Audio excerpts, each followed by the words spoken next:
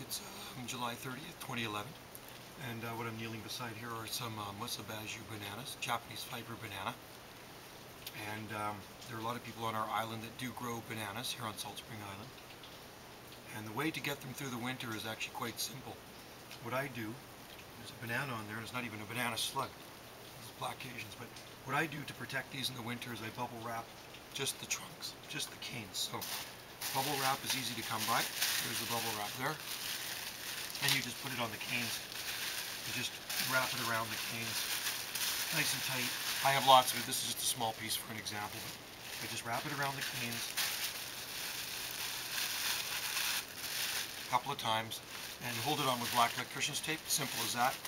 Never worry about the foliage because the first killing frost will nuke the foliage on this.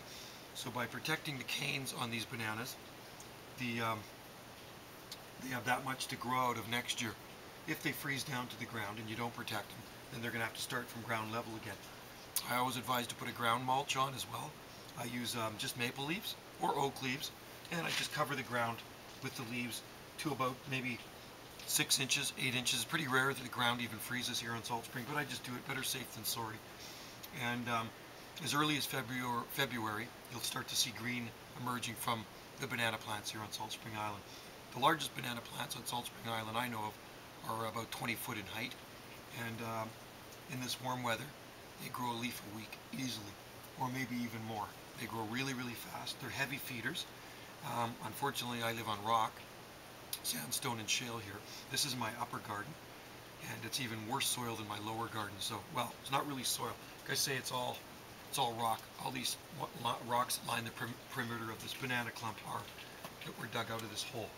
So deep, rich soil. This hole I dug was about 3 feet deep, or just a little bit under, and lots of manure, lots of rotted compost. They're heavy feeders. I feed them every week with fish fertilizer, and I use Miracle-Gro, so I use a combination, and they love it.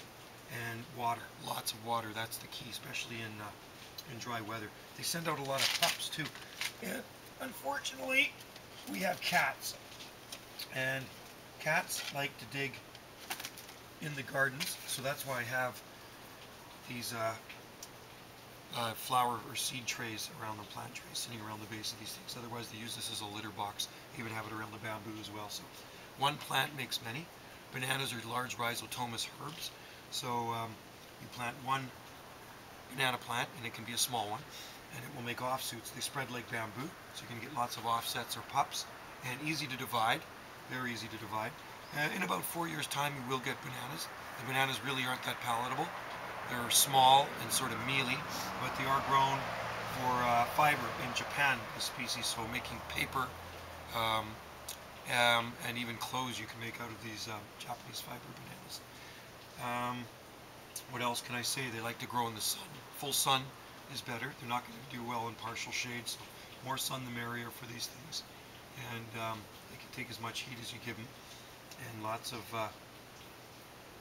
water and fertilizer, like I said, and they'll just keep on growing and spreading. If you have really good soil all over, they'll form a huge clump. You'll get a big banana grove, and they're probably one of the most tropical looking plants you'll grow in Canada.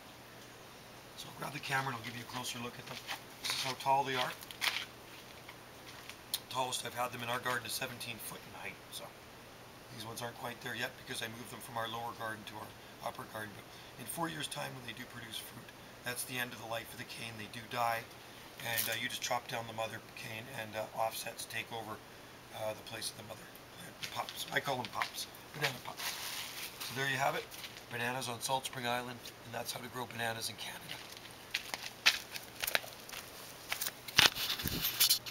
And there's the clump.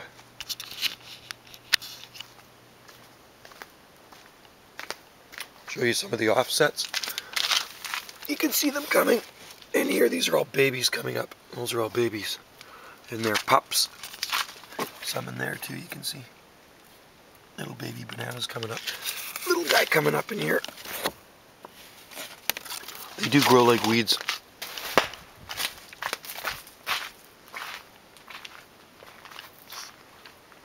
But they give you a nice tropical look.